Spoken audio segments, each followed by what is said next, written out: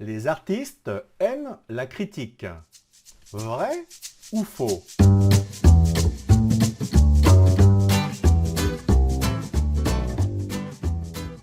Je vais vous parler d'aujourd'hui d'un sujet très important, c'est la critique dans l'art.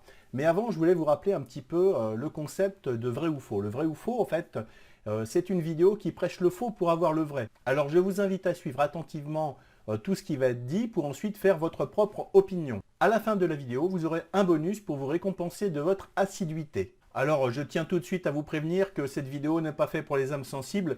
Et si vraiment vous êtes vraiment très sensible à la critique, eh ben, c'est mieux de ne pas aller plus loin dans cette vidéo. Donc, vous zappez, vous passez à autre chose. Ça sera mieux pour tout le monde, hein. Je ne comprends pas pourquoi les artistes sont si sensibles à la critique. Lorsque je vois une exposition, je vois des choses des fois qui sont très belles et je vois des choses des fois qui sont un peu moins belles.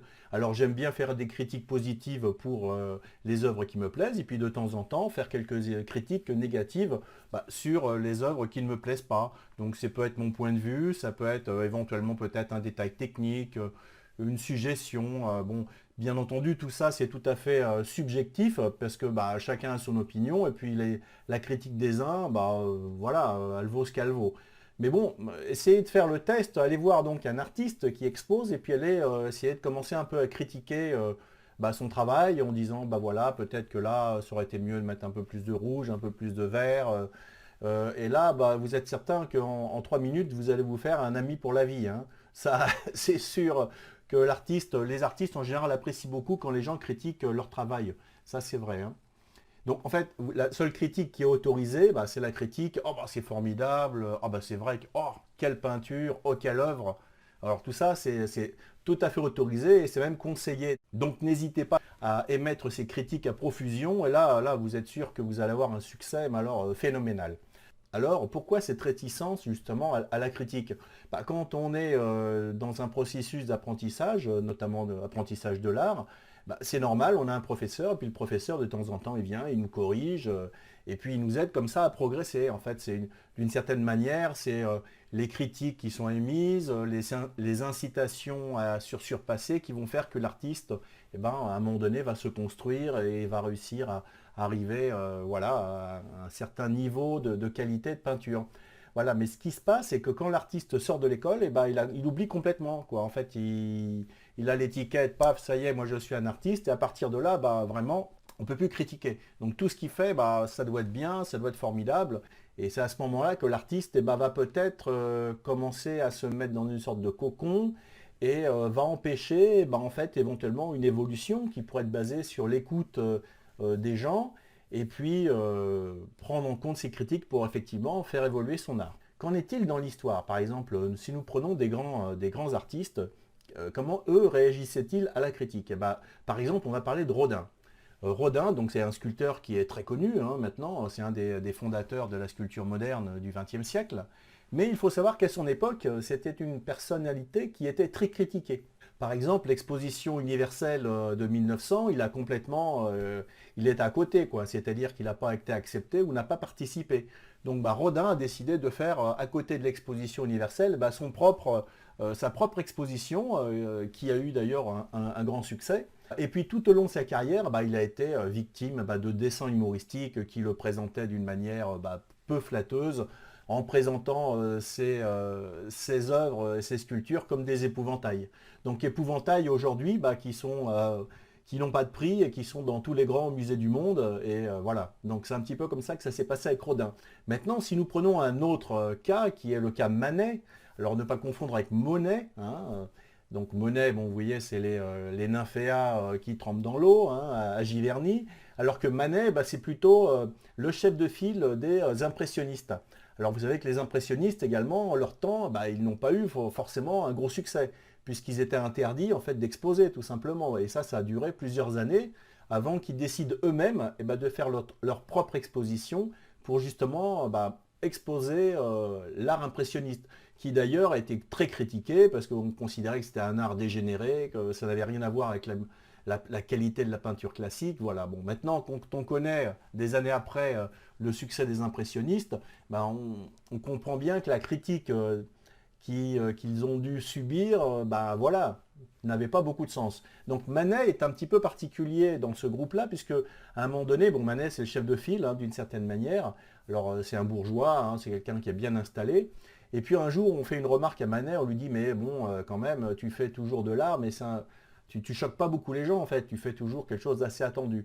Donc à partir de là, bah, Manet a décidé de faire des choses un petit peu plus osées. Donc bah, notamment, il a fait L'origine du monde, alors qu'une magnifique peinture. Donc je ne peux pas vous montrer là sur la chaîne, parce qu'autrement je vais être tout de suite radié de YouTube. Mais bon, une magnifique peinture qui montre un gros plan. Bah, ouais, vous devinez un petit peu ce qu'on peut montrer en gros plan. Donc ça, c'est une peinture formidable qu'on peut voir aujourd'hui au musée Orsay sur Paris. Et puis autrement, bah, il a fait d'autres choses. Il a fait l'Olympia, donc l'Olympia qui est une sorte de Vénus allongée, donc à moitié dénudée. Mais sauf que cette Vénus, qui est comme un thème classique, était plutôt, ça ressemblait plutôt à une prostituée. Donc à cette époque-là, bah, il faut savoir que les gens, bah, les bourgeois, allaient beaucoup voir ces gentilles dames. Donc tout d'un coup, on montre une Olympia qui est en fait une prostituée allongée sur un canapé dans un salon d'art. Bah, vous pouviez imaginer que ça n'a pas du tout plu, hein. Donc il y avait les critiques étaient tellement virulentes parce que en fait les critiques étaient à coups de canne, on voulait taper le tableau avec sa canne. Donc il y avait quelqu'un qui était à côté du tableau qui faisait attention que, bah, qu'on ne détruise pas la canne, enfin qu'on ne détruise pas le tableau avec les cannes. Et puis bon, et puis on a le pape, enfin on a le génie du XXe siècle qui est Picasso, qui lui, pareil, a fait une expérience assez sympathique lorsqu'il était en train de peindre les demoiselles d'Avignon, qui sont en fait des demoiselles, mais bon, la rue d'Avignon à cette époque-là, bon, c'était plutôt, on va dire, une rue où on pouvait trouver des filles de joie, hein, peut-être. Voilà, donc quand il a dessiné donc ces demoiselles d'Avignon, et bien en fait, il s'est inspiré de l'art africain et puis il a fait beaucoup de croquis parce que bon, Picasso faisait toujours beaucoup de croquis. Et au moment où il va montrer cette œuvre-là, donc il est dans son atelier, et puis il invite ses plus proches amis, ses collectionneurs, et puis il montre la toile à toute cette petite troupe. Et alors tout de suite, les critiques ont fusé, puisque les gens ne comprenaient pas du tout ce qui s'était passé. Donc ces demoiselles d'Avignon qui sont, il faut bien dire, très peu esthétiques pour l'époque, ben, vont faire la critique générale. Tout le monde ne va pas, enfin personne ne va comprendre, et tout le monde va rejeter d'une certaine manière le cadre. Mais mis à part peut-être un marchand qui est dans la salle à ce moment-là et qui se dit, bah voilà, si vraiment ce tableau est si incroyablement rejeté par tout le monde, c'est quand même un tableau de Picasso, eh ben, il est fort à parier qu'aux États-Unis, ça va intéresser des acheteurs. Donc à ce moment-là, eh ben, sans même aller plus loin, il va proposer à Picasso de lui acheter ces demoiselles d'Avignon qui iront directement à New York. Donc là, on voit également que les critiques, eh ben, on peut les entendre, il n'y a aucun problème, mais une œuvre, qu'elle soit bonne ou qu'elle soit pas bonne, elle peut avoir un succès incroyable. Donc écouter les critiques, c'est pas gênant, et aujourd'hui, je ne vois pas pourquoi on s'en priverait si ça peut nous permettre peut-être d'évoluer. Qu'en est-il aujourd'hui? Alors aujourd'hui, on est dans un monde contemporain, alors là, un monde moderne, hein. Donc aujourd'hui, la critique, c'est totalement défendu, hein. La critique, alors aujourd'hui, c'est la susceptibilité à fleur de peau, hein, surtout quand vous allez dans un salon d'art contemporain. Alors là, vous allez voir des trucs très bizarres, hein, mais là, faut rien dire, hein, parce que là, l'art est intouchable. On est comme dans une église ou dans une mosquée ou dans un temple. Là, on peut rien dire du tout parce que c'est des œuvres sacrées, hein. Donc, si vous émettez une opinion un peu désagréable en disant vous ne comprenez pas l'œuvre qui est devant vous, hein, qui peut être un verre d'eau à moitié plein ou à moitié vide, donc là, vous ne comprenez pas l'œuvre. Vous dites, bah voilà, je ne comprends pas l'œuvre. Ben, là, on va vite vous faire comprendre que vous êtes un ignare, que en fait, vous ne comprenez rien à l'art contemporain et que votre critique ne vaut pour rien, puisqu'en fait, vous ne connaissez rien à l'art contemporain, tout simplement. Voilà, vous êtes un idiot, quoi. Voilà. Donc en fait, c'est le blocage total, hein. Plus de son, plus d'image. Et puis là, de toute façon, plus personne ne va vous parler, hein, ça c'est clair. Alors je ne sais pas pour vous, mais moi j'adore la critique. À chaque fois que je fais une exposition, eh ben, j'adore que les gens me critiquent. Alors pourquoi? Ben, parce que j'estime que quand les gens ils sont toujours en train de dire ben, vos œuvres sont super, qu'est-ce que j'aime bien ça. Bon, vous ne savez jamais s'ils disent la vérité. Parce qu'ils peuvent dire la vérité, vraiment ils peuvent être touchés par votre œuvre, et puis ils peuvent vous dire ça juste pour vous faire plaisir. Auquel cas, bon, alors c'est toujours un peu délicat parce qu'on ne sait pas vraiment ce que les gens pensent. Par contre, commence à vous faire une critique en disant bah, j'aime pas vos œuvres ou j'aime pas ci, j'aime pas ça, en argumentant, bon bien sûr si c'est une critique méchante ça n'a pas beaucoup d'intérêt, et bien là c'est intéressant parce que là on se dit la personne a du courage, parce que là elle va affronter les difficultés en prenant le risque de faire des critiques. Donc moi déjà, j'admire beaucoup les gens qui font des critiques, parce qu'il faut le faire déjà. Et puis ensuite, bah, j'essaye de prendre en compte ce qui est dit ou non.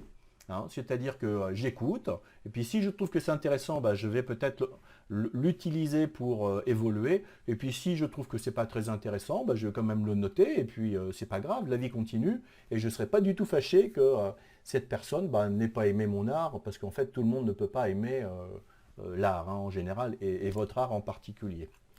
Je pense que l'artiste aujourd'hui, on peut avoir un peu d'humour, et puis jouer justement avec les critiques, et puis avoir un peu d'humilité. Parce que bon, eh ben, on n'est pas non plus des artistes immenses et il faut rester un petit peu à sa place. Cela me fait penser à Paul Cézanne qui à la fin de sa vie disait qu'il commençait à comprendre la peinture. Alors, quelle est votre opinion? Est-ce que les artistes aiment la critique ou non? Donc n'hésitez pas à me laisser des commentaires, je serai très heureux de les lire et de les commenter. Maintenant, le bonus. Alors le bonus, eh ben, c'est un livre que vous connaissez maintenant, hein, c'est le secret des certificats d'authenticité, qui va vous permettre de faire des certificats d'authenticité de façon professionnelle. En plus, ce livre contient beaucoup d'informations qui vous seront très utiles pour mieux comprendre le monde de l'art. Je vous remercie de votre attention et je vous dis à très bientôt. Au revoir.